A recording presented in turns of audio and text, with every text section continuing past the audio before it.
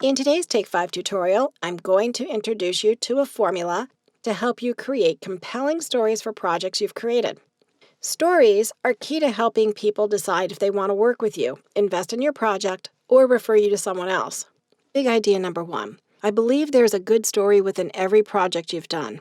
The key is to understand the problem that was solved and how well you solved it. It's also true that good storytellers get more funding, rate and salary increases, and more resources. So it's important to craft compelling stories for the work you've produced. Which brings us to best practice number 1.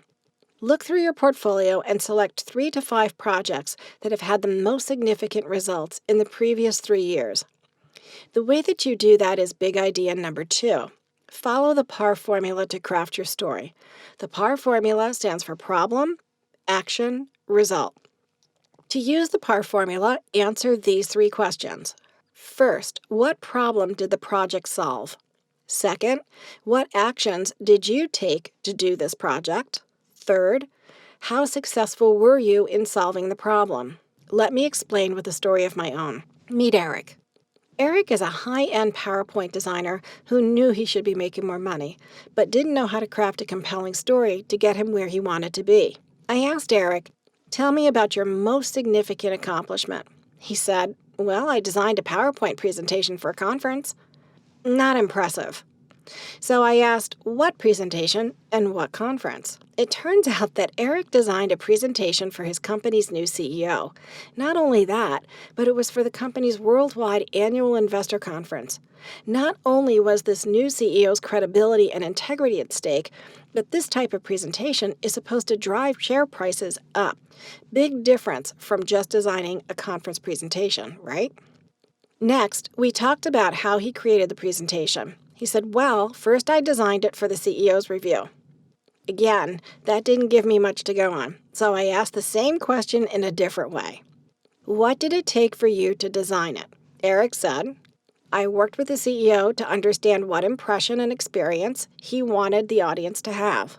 I worked with the IT team to determine technical limitations.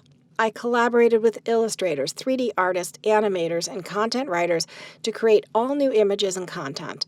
I met weekly with the CEO to review each iteration, did the technical checks, led the dress rehearsals, and modified the presentation accordingly.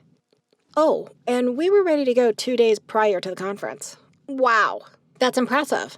Next, I asked Eric what impact the presentation made. He said everyone seemed to like it. That isn't going to cut it either. Turns out that Eric didn't know what the feedback was beyond the CEO's immediate appreciation for his efforts. This is very common for designers. So I asked Eric to go back to the CEO, his manager, and anyone else that could determine what impact the presentation had at the annual conference. Eric called me a few days later to say that the CEO credited an increase in stock value due to the successful presentation at the conference. Eric's manager also told him that the conference survey showed that the CEO's presentation received the highest satisfaction rating out of all conference sessions. Eric now had a compelling story to ask for a raise. So Eric sat down with his manager and made his case.